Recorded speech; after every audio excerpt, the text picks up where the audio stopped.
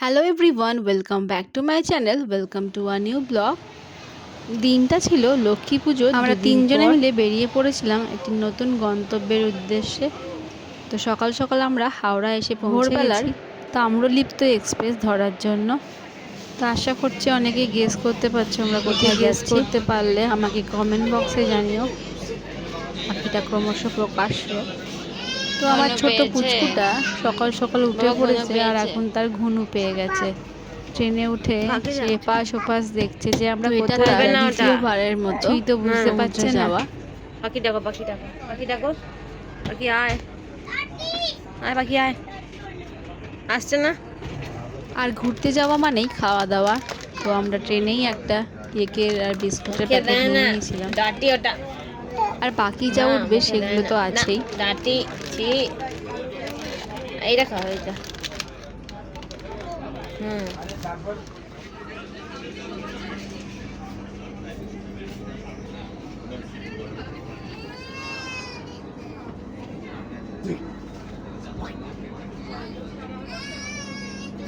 High করো, high high করো,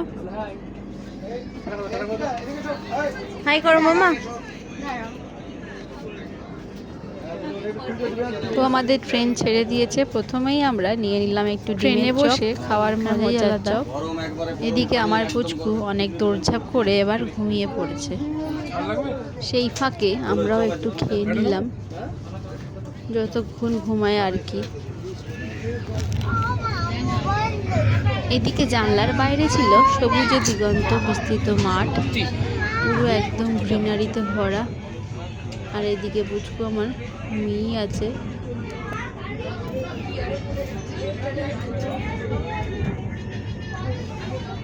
এবার আমাদের নেমে পড়ার পালা। তো আমরা নেমে পড়ি কাঁথি স্টেশনে। এখান থেকেই আমরা যাব আমাদের গন্তব্যে। তো আজকে আমাদের গন্তব্য হলো মন্দারমণি। এখান থেকেই আমরা টোটো বা অটো ধরে চলে যাব আমাদের হোটেলে। এখান থেকে আমাদের হোটেলের দূরত্বটা ছিল প্রায় অনেকটাই, প্রায় আমাদের বলেছিল 45 মিনিট মতো, কিন্তু লেগে গেছে 1 ঘন্টার ওপরে। যেহেতু বাচ্চা ছিল তার কারণেই আমরা একটু ধীরে সুস্থে গেছি। আর এই হচ্ছে প্রথম মোহনা। আমাদের অটো চালক দাদা আমাদেরকে দেখালো। একটু একালেই দেখতে পাবেন অনেকগুলো নৌকা আছে। এই নৌকা দিয়েই মাছ ধরতে যায়। তাই এখান থেকে কিছুক্ষণ দাঁড়িয়ে আমরা দেখলাম। অনেক অটোর হাওয়া খেতে খেতে আমরা চলে এলাম আমাদের গন্তব্যে, আমাদের হোটেলের সামনে। অবশেষে আমরা হোটেলের দেখা পেয়েছি। তো অটোয় আসতে বেশ ভালোই লেগেছে।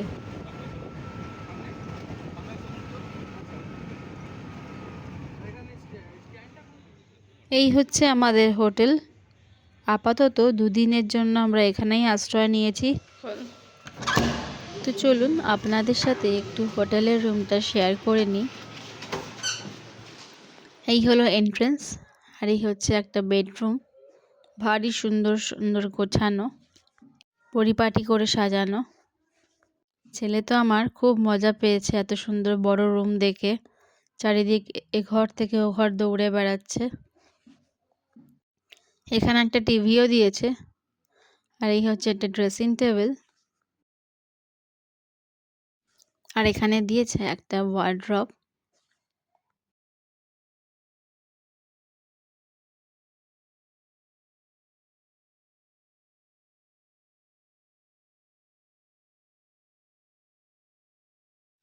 এই হচ্ছে আমাদের বিকেলবেলার আড্ডার জায়গা।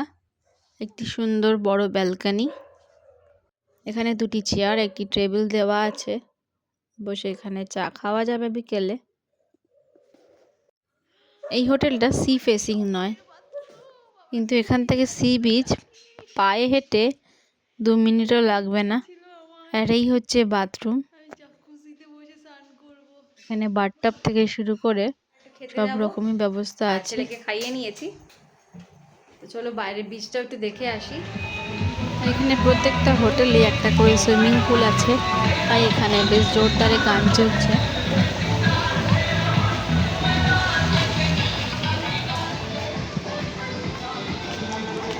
এই আমরা হাঁটতে হাঁটতে পৌঁছে গেছি আমাদের সি বিচে।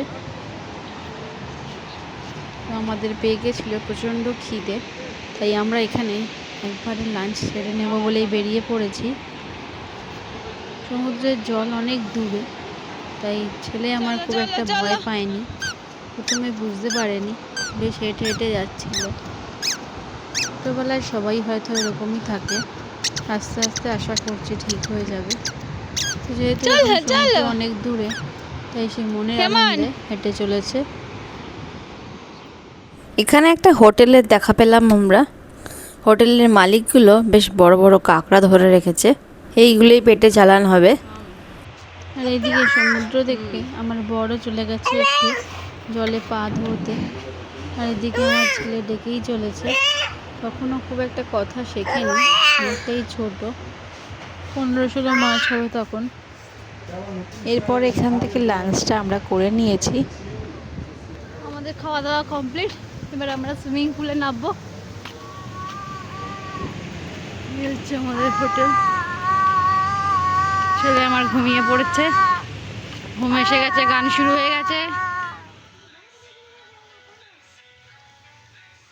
এই সুইমিং পুলে এসে ছেলে আমার কিছুই বুঝতে পারছে না। ভাবলাম এটা আবার কোথায় এলাম।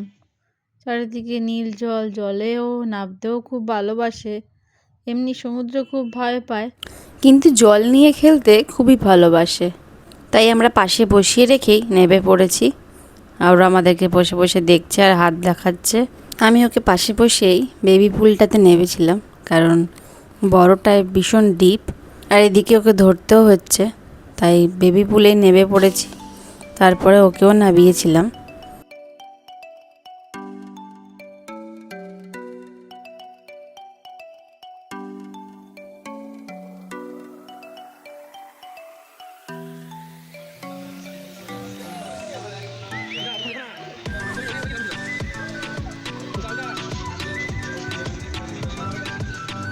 তো জলের মধ্যে খেলাধুলা করে অনেক টায়ার্ড হয়ে গেছিলো, এসে ঘুমিয়ে পড়েছিলাম। এবার বিকেলে উঠে একটু স্ন্যাক্স অর্ডার দিয়ে দিয়েছিলাম, সেটাই একটু খেয়ে নিলাম গল্প করতে করতে। আর বিকেলে বেরিয়ে পড়েছিলাম একটু বিচের উদ্দেশ্যে। মন্দারমণিতে রাতের বিচ তো পুরোই অন্ধকার, তাই টোটো করে বেরিয়ে পড়েছিলাম একটু আগের দিকে যাব, যেখানে জনবসতি অনেক বেশি। সবাই মোটামুটি বিকেলবেলা দেখছি ওখানেই যাচ্ছে, আমরাও একটু ঘুরে এলাম। নেমে দেখি যথারীতি এখানে একটা মন্দিরে পুজো হচ্ছে। আর এই বিচে ঢেউয়ের পরিমাণটা বেশ ভালো, বেশ বড় বড় ঢেউ আসছিল। এবার আমার ছেলে একটু দেখে ভয়ই পেয়েছে। এইদিকে যেহেতু জনবসতি অনেক বেশি, তো খাবারের দোকান টোকানও ভর্তি আছে, এখান থেকেই আমরা টুকটাক কিছু খেয়ে নিলাম।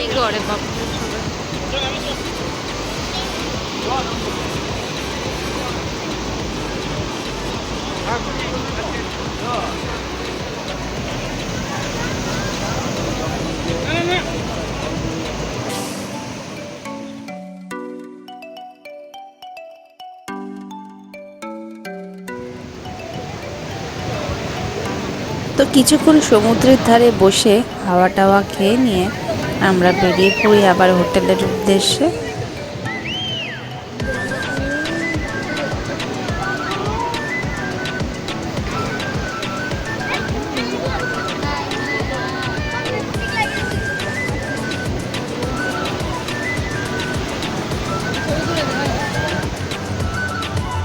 তো সকালে ছেলে পার্কটা ঠিক বুঝতে পারেনি, এখানে একটা দোলনা, স্লিপ এগুলো আছে, তো এবার দেখতে পেয়েছে, এবার তাকে এইগুলোকে চড়াতে হবে।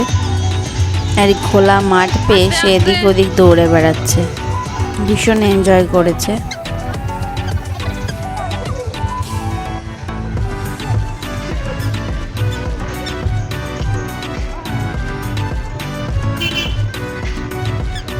তারপর এখানে আমরা রাতের কিছু খাওয়ার অর্ডার দিয়ে দিই। তো এই করে আমাদের একটা দিন কেটে গেল। তো দেখা হচ্ছে পরের পার্টে, খুব শীঘ্রই আনছি। তো ততক্ষণের মতো গুড বাই।